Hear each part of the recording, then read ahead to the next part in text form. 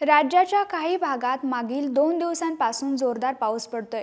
त्यामुळे मराठवाड्यासह विदर्भातील काही भागात पूरस्थिती निर्माण झाली आहे। तर हवामान विभागाने आज आणि उद्या राज्यातील अनेक भागात जोरदार पावसाचा अंदाज दिलाय। तर 2 दिवसांनंतर पावसाचा जोर कमी होईल असा अंदाज देखील दिलाय। हवामान विभागाने आज राज्यातील बहुतांश भागात जोरदार पावसाचा अंदाज दिला।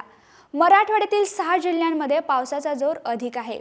परभणी, नांदेड आणि हिंगोली जिल्ह्यात काही ठिकाणी जोरदार ते अतिजोरदार पावसाचा रेड अलर्ट हवामान विभागाने दिलाय।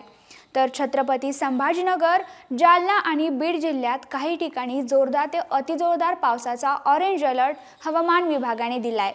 तसेच धुळे आणि नंदुरबार जिल्ह्यातही रेड अलर्ट देण्यात आलाय। नाशिक आणि जळगाव जिल्ह्यात ऑरेंज अलर्ट देण्यात आलाय।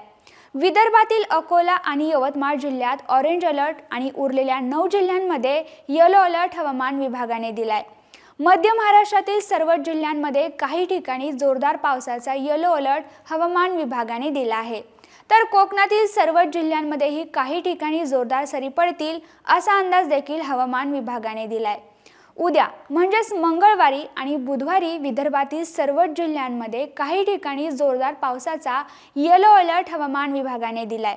तर उद्या मराठवाड्यातील छत्रपती संभाजीनगर, जालना आणि परभणी तसेच खानदेशातील जळगाव, धुळे आणि नंदुरबार जिल्ह्यातही काही ठिकाणी जोरदार पावसाचा अंदाज हवामान विभागाने दिलाय।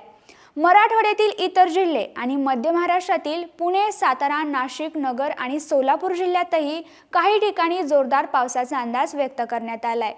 बुधवारपासून मात्र मराठवाड्यात पावसाचा जोर कमी होण्याची शक्यता आहे। तर मध्य महाराष्ट्रातील पुणे, सातारा आणि कोल्हापूर जिल्ह्यात काही ठिकाणी जोरदार पावसाचा येलो अलर्ट हवामान विभागाने दिलाय।